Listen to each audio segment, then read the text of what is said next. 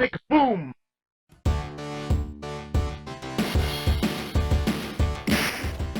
If you're anything like me, one of the first fighting games you ever played was probably Street Fighter 2.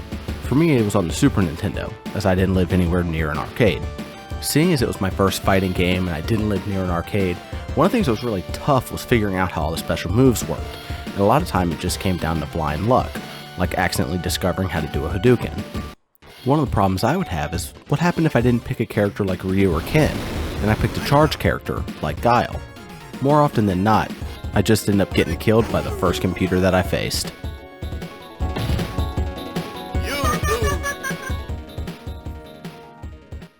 Unfortunately for me, and all of the controllers that I threw as a kid, I saw a lot of these screens. But what was the problem? It's not that Guile's a bad character, especially in some of the early games, he's a lot of fun.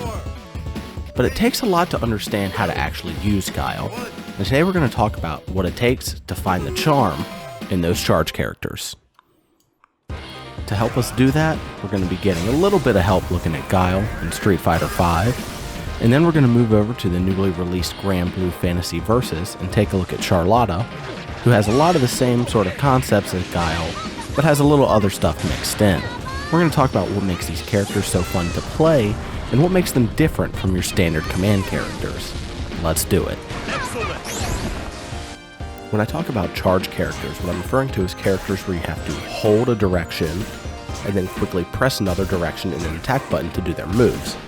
Guile is cited as one of the first, along with Blanca from Street Fighter 2, and he's maintained his charge moves all the way until the most recent Street Fighter game, Street Fighter V.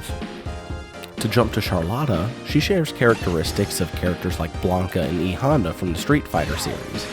Even though her moves come out with the same commands as Guile's, they're actually used in a little bit different way, her down then up being more like a Shoryuken, just inputted with a down then up motion. Her back then forward is a lot like Blanca's Blanca Ball, all the way back from Street Fighter 2. Despite the similarities in the execution of their move, their playstyle is completely different, with Guile being more of a zoning-based character and Charlotta being more of a rushdown character, trying to end fights as quickly as possible, trapping the opponents in corners. While it sounds obvious to say, one of the biggest differences when playing a charge character is figuring out when and how to charge your moves. One of the tough things when you're trying to combo with a charge character is you have to figure out when you can hide those commands inside of your combo. As you can see here, when I'm doing this jump in move, I'm able to hide both back and down commands within the combo to have Flash Kick and Sonic Boom come out as part of it. Moving over to Grand Blue Versus, I think it's actually a lot easier to hide your charges in this game. Because of the auto combo system, as long as you hit the first move in the auto combo correctly, you can do whatever you want for the rest of it, hiding in down or back commands without altering your attacks at all.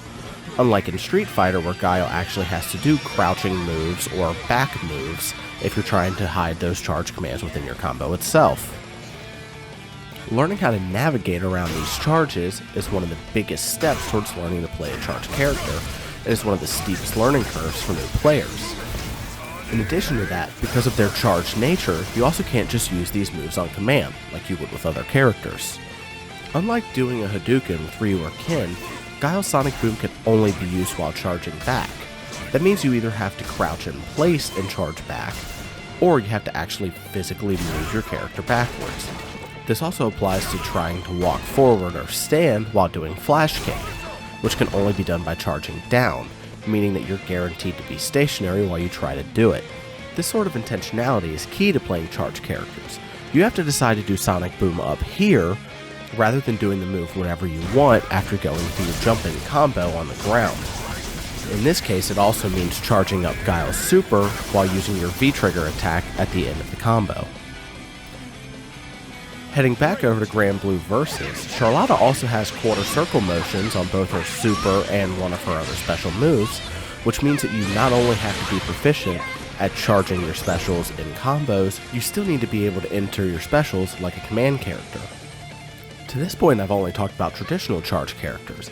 This doesn't even include characters like Shizumaru or Balrog, who have special moves that rely on them actually holding down one or more of their attack buttons while being able to do all of their other special moves.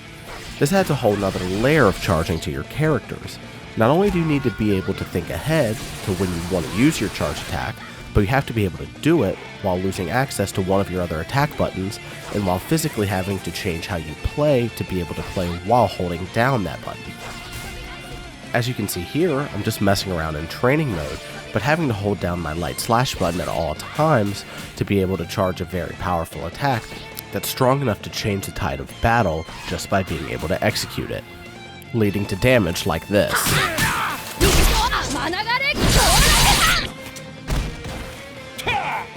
Making this transition to charge characters from command characters isn't easy. When Daigo, a fighting game legend, transitioned to hitbox, he struggled with certain cancels and other things that he was much more accustomed to on an arcade stick. But to this day, he still sticks with the hitbox when playing charge characters because of the impact he feels it has on his ability to do the commands. Once saying that he believes he can get Guile's flash kick to come out 8 frames faster simply by changing his input device. If Evo champions and fighting game legends are changing how they play the game simply to accommodate charge characters, obviously it's not an easy task to become one of the best in the world with them. For some people, like my friend Tom, the best thing about playing charge characters is when you can go to character select and pick a different character instead. Not everybody feels that way, but there's some people out there. In the comments below, let me know if you prefer charge characters or command characters and why. Until next time, thanks for watching.